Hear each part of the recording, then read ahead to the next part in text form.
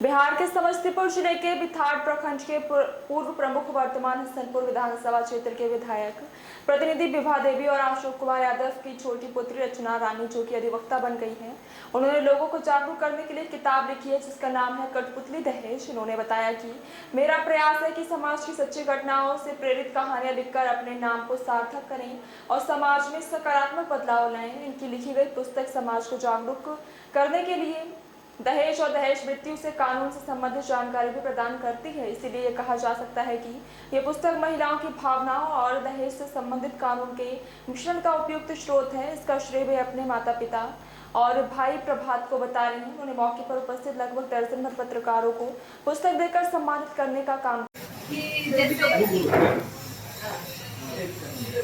दहेज को कैसे ये गलत है दहेज मिलना, उसके बारे में कोई भी रिश्ते की बुनियाद से उपयोग पैसा नहीं होना चाहिए। यहीं से गलत बहुत सालों से चला हुआ है, बट जरूरी है बहुत सालों से चला हुआ है वो सही है। और भी ये तीन चीज़ इसके काम में मेन है कि कोई भी अगर औरत या फिर कोई भी लड़की अगर सक्सेसफुल होती है तो अगर उसके पति को अगर उसके नाम से जाना जाता है तो वो फिर वो जो उनका पति होता है वो ऑफेंड हो जाते हैं। बट अगर किसी की पत्नी अपने पति के सक्सेस में बहुत खुश होती है तो मैंने इस चीज़ को भगवान कृष्ण से रिलेट किया है, जहाँ पे भगवान कृष्ण को लक्ष्मीपति बहुत चीज़ें से पुकारा गया तो वो कभी ऑफेंड नहीं हुए इस बात से। तो मैं इसको ये समाज में जागरूकता पैदा करना चाहती हूँ कि चाहे किसी भी औरत का सक्सेसफुल होना किसी भी उसके आदमी के लिए गलत है और प्राउड वाली बात है।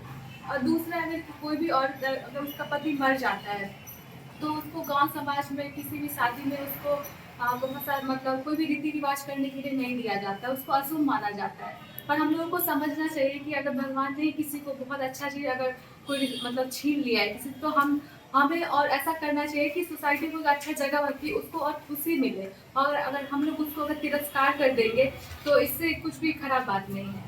तो मैं इन सबको छोटी चीज़ें जो औरतों के साथ होती है जो हम खुद में बदलाव लेके आ सकते हैं। हम लोग सब कुछ देखते हैं, हम गांव में रहते हैं, हमें सब बस इन छोटी चीज़ बस बदलाव लाना है। पहले खुद में शुरुआत होगी, फिर पूरी सोसाइटी में अच्छी बदलाव आ जाएगी। आगे और कोई किताब लिखने का, कविता लिखने का? हाँ, किताब और कविता लिखने का आगे तो है। अभी मैं कुछ इंस्पायरिंग स्टोरी सब देख रही हूँ, समझ रही हूँ, फिर मैं अच्छे से वो करके फिर आगे किताब लिखूंगी। आप अपना नाम बताइए। मेरा नाम रचना रानी है और मैं शेषनी गाँव से हूँ। मेरी मम्मी का नाम विभा देवी है और पापा का नाम अलका। और मैंने भी LLB लॉ से किया हुआ है और अभी ये जुडिशरी की प्रिपरेशन कर रही हूँ।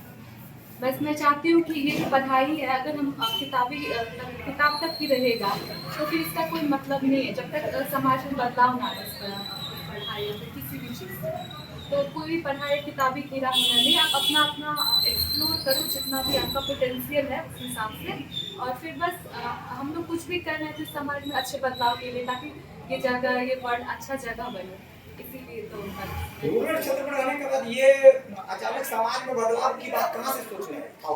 हाँ, मैं चिचनी गांव से ही हूँ। मैं प्रॉपर मेरे रूट्स जो है, मेरा जड़ जो है वो गाँव ही है। मैं बाहर मुझे मम्मी पापा ने पढ़ने के लिए भेजा, सब कुछ भेजा है, बट मैं हूँ यहीं से। तो मैंने बचपन से बहुत जगह देखा हुआ है, बहुत सारा इनजस्टिस मतलब बोल सकते हैं। तो मैं उस चीज़ को बस सभी लोग देखते हैं, ये चीज़ छोटी चीज़ें जो बुरी होती हैं औरतों के साथ सभी लोग देखते हैं, कोई इसके पार्ट भी होते हैं। बट मैं चाहती हूँ लोग इस पर ध्यान दें, क्योंकि किसी भी मुझे लगता है मानसिक अगर कोई खुश रहेगा तभी वो आगे बढ़ सकता है। चाहे कोई भी औरत अगर गांव में पढ़ी लिखी हो चाहे नहीं हो, बट उसका खुशी को होना अधिकार है। तो हमें इस जगह को, इस वर्ल्ड को अच्छा जगह बनाने के लिए छोटी चीज़ों पर ध्यान देना बहुत जरूरी है।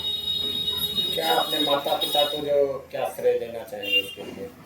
अगर मेरे माता पिता ने अगर मुझे इतना अपॉर्चुनिटी नहीं देकर के बाहर नहीं भेजा होता तो फिर मैं कुछ नहीं, मैं सोच भी नहीं पाती कि ऐसा होता है। तो मुझे लगता है कि आधा क्या बहुत मतलब सारा श्रेय मैं अपने माता पिता को ही देना चाहूँगी, जिन्होंने बेटी होने के बाद भी समाज में मुझे आगे बढ़ाया, पढ़ाया, लिखाया, सब कुछ किया एक बेटे की तरह। कोई कुछ भी वो कभी पर्सनैलिटी नहीं।